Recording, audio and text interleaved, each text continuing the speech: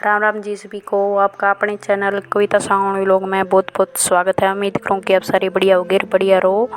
तो न्यू कहानी के साथ हाजिर हूँ मैं। यदि आपको ये कहानी शिक्षाप्रद कहानी, बहुत ही अच्छी कहानी है, यदि आपको ये कहानी पसंद आए तो कविता साउंड व्लॉग को लाइक शेयर एंड सब्सक्राइब ज़रूर करें और कमेंट करके ज़रूर बताएं। अम्मा, आपके बेटे ने मनी ऑर्डर भेजा है। डाकिया बाबू ने अम्मा को देखते अपनी साइकिल रोक दी।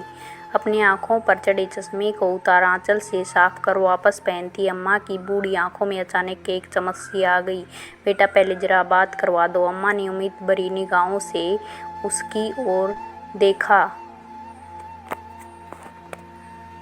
लेकिन उसने अम्मा को टालना चाहा। अम्मा, इतना टाइम नहीं रहता है मेरे पास कि हर बार आपके बेटे से आपकी बात करवा सकूं। डाकिये ने अम्मा को अपनी जल्दबाजी बताना चाहा, लेकिन अम्मा उसे चिरौरी करने लगी। बेटा, बस थोड़ी देर की ही तो बात है। अम्मा, बात मुझसे हर बार बात करवाने की जिद ना किया करो।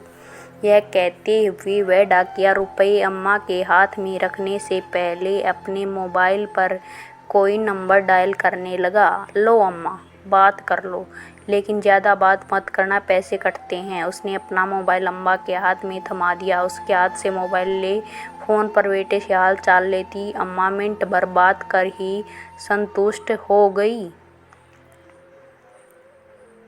उनके झुर्रीदार चेहरे पर मुस्कान छा गई। पूरे 1000 रुपये हैं अम्मा। यह कहते हुए उस डाकिये ने 100 के 10 नोट अम्मा की ओर बढ़ा दिए। रुपये हाथ में ले गिनती करती अम्मा ने उसे ठहरने का इशारा किया। अब क्या होगा अम्मा? ये 100 रुपये रख लो बेटा। क्यों अम्मा? उसे आश्चर्य हुआ। हर महीने रुपये पहुंचाने के साथ साथ तुम मेरे बेटे से मेरी बात भी करवा देते हो। कुछ तो खर्चा होता होगा ना? अरे नहीं अम्मा, रहने दीजिए। वह लाख मना करता रहा, लेकिन अम्मा ने ज़बरदस्ती उसकी मुट्ठी में 100 रुपये थमा दिए और वहाँ से वापस को मुड़ गया।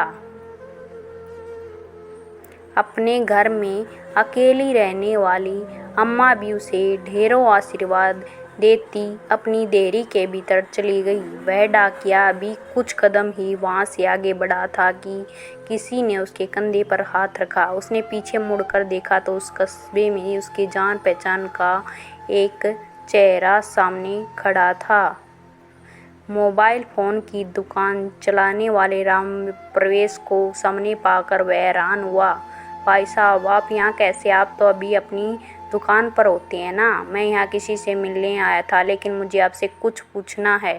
राम प्रवेश की निगाहें उस डाकिये के चेहरे पर टिक गई। जी पूछिए भाई साहब। भाई, आप हर महीने ऐसा क्यों करते हैं?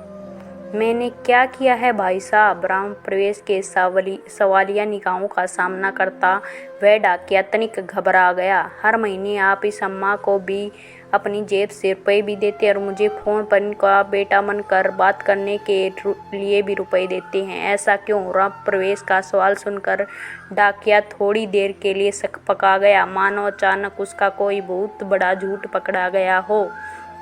लेकिन अगले ही पल उसने सफाई दी। मैं रुपये इन्हें नहीं, अपनी अम्मा को देता हूँ। मैं समझा नहीं। उस डाकिये की बात सुनकर राम प्रवेश हैरान हुआ, लेकिन डाकिया आगे बताने लगा। इनका बेटा कहीं बाहर कमाने गया था और हर महीने अपनी अम्मा के लिए 1000 रुपये का मनी ऑर्डर भेजता था, लेकिन एक दिन मनी ऑर्डर की जगह इनके बेटे के एक दोस्त की चिट्ठी अम्मा के नाम आई थी। उस डाकिये की बात सुनते राम प्रवेश को जिज्ञासा हुई। कैसी चिट्ठी? क्या लिखा था उस चिट्ठी में? संक्रमण की वजह से इनके बेटे की जान चली गई, अब वह इस दुनिया में नहीं रहा। फिर क्या हुआ भाई? राम प्रवेश की जिज्ञासा दुगनी हो गई। लेकिन डाकिये ने अपनी बात पूरी की। हर महीने चंद रुपयों का इंतजार और बेटे की कुशलता की उम्मीद करने वाली इस अम्मा को यह बताने की मेरी हिम्मत नहीं हुई।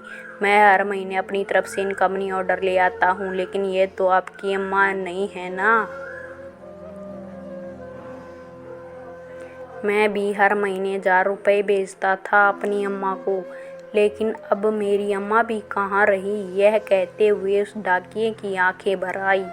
हर महीने उससे रुपये ले अम्मा से ले अम्मा से उनका बेटा बनकर बात करने वाला राम प्रवेश उस डाकिये का एक अजनबी अम्मा के प्रति आत्मिक स्नेह देख निःशब्द रह गया। दोस्तों, यदि आपको यह कहानी पसंद आई है तो वीडियो को लाइक, शेयर एंड सब्सक्राइब करें और कविता सांगण व्लॉग को सब्सक्राइब करें। धन्यवाद। आपको वीडियो कैसी लगी एक बार कमेंट में ज़रूर बताएं। Thank you.